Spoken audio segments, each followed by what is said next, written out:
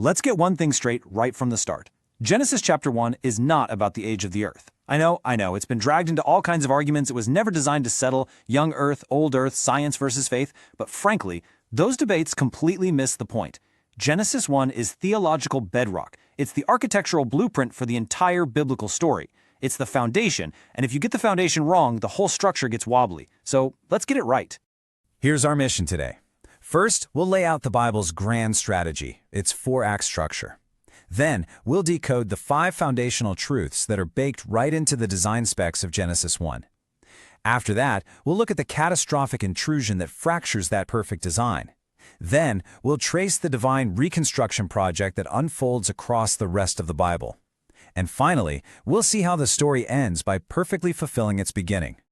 Okay, before we can understand any single part of the Bible, we need the map of the whole territory. Too many people read it as just a jumble of disconnected stories, laws, and poems. It's not. It's one unified story, a single coherent narrative that moves in 4 distinct acts. Here's the map of the whole Bible, laid out in 4 movements. Act 1 is creation. A good God makes a good world and declares it very good. Act 2, the fall. A hostile intrusion, we call it sin, enters the world and it fractures every single aspect of that good creation. Act 3, redemption. This is the long, central arc of the story, where God launches a grand mission to rescue and reclaim his broken world. And finally, Act 4, restoration. The mission ends with the final, permanent renewal of all things, where the original design isn't just patched up, but brought to its ultimate, glorious conclusion. Every story, every law, every prophecy, it all fits inside this framework. So with that map in hand, let's zoom back into the very beginning. Genesis 1 gives us the design specifications for Act 1. And here's why Genesis 1 matters for everything that comes later. It establishes 5 non-negotiable truths that are the foundation for this entire 4-act story. Think of them as the load-bearing walls of reality. So the first foundational truth of the entire universe is this: God's absolute sovereignty. The story starts with a statement of pure, uncontested authority. In the beginning, God. Most ancient creation stories kick off with some epic battle between rival gods. Not Genesis. Here, it's just God. Alone. There's no rival, no struggle. The whole chapter is driven by this effortless formula, and God said. This isn't a magic spell, it's a royal decree. When God speaks, reality happens. He is the unchallenged creator who builds the system. He's not just another character in it. That's pillar number 1. The second pillar defines our place in this brand new creation. After forming and filling the world, the story hits its peak. God doesn't just speak humanity into being. There's this moment of divine consultation. Let us make man in our image. Right there, that sets humanity apart from everything else that's been made. It's a unique status, and as we'll see, it's a unique job. But what does it actually mean? Now this is a point where a single word in Hebrew changes everything. The word for image is Tselem. This has nothing to do with looking like God physically. In the ancient world, a king would set up at Tselem an image or a statue of himself in a far-off province to show that he ruled there. The image carried the king's authority. Genesis is making a radical claim. All humanity, male and female, carries this royal status. We were created to be God's representatives, his delegates, tasked with managing his world according to his good and wise character. It's not just who we are, it's what we're for. Okay, the third foundational truth defines the nature of the world itself. And honestly, most people miss how radical this is. 7 times in this one chapter, God steps back, looks at his work, and declares it good. It all builds to the final verdict in verse 31. And God saw everything that he had made, and behold, it was very good. Now, God isn't discovering that his work is good. He is defining it as good. He's the standard. This means the physical, material world, bodies, water, mountains, stars, it's not a mistake. It's not a prison for the soul we need to escape. It's God's masterpiece. This is a direct challenge to any philosophy that says spirit is good and matter is bad. For the Bible, this world matters. So if we are God's royal representatives in his good world, what's our mission? The fourth truth gives us our orders. This is the very first command given to humanity. Now, that word dominion has been tragically misunderstood as a license to exploit and destroy. It's the exact opposite. It's a commission for stewardship. It's the responsibility to cultivate, to manage, to unlock the amazing potential that's already in creation, and to spread the order and beauty of the garden out into the rest of the world. It's about building families, societies, art, and technology that reflect God's good order. It's authority with accountability. And the fifth and final truth establishes the very rhythm of reality itself. At the end of the 6 days of work, as we see in Genesis 2, God rests. Now, let's be clear. He wasn't tired. The creator of the cosmos doesn't get worn out. His rest is an act of sovereign completion. It's a declaration that the work is finished, it is secure, and it is good. And by doing this, he embeds a pattern into the fabric of life. Meaningful work followed by purposeful rest. This rhythm isn't a sign of weakness, it's an act of trust in the one who holds it all together.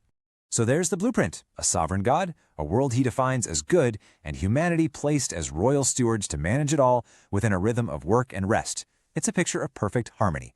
But as we turn the page to Genesis 3, we hit the great hinge point of the entire biblical story: a catastrophic failure, a hostile intrusion that tries to dismantle the whole project. And here's that hinge point laid bare. Humanity, the image bearer, chooses rebellion. We reject our role as representatives and try to seize autonomy, to define good and evil for ourselves. The result? A deep fracture that runs through everything.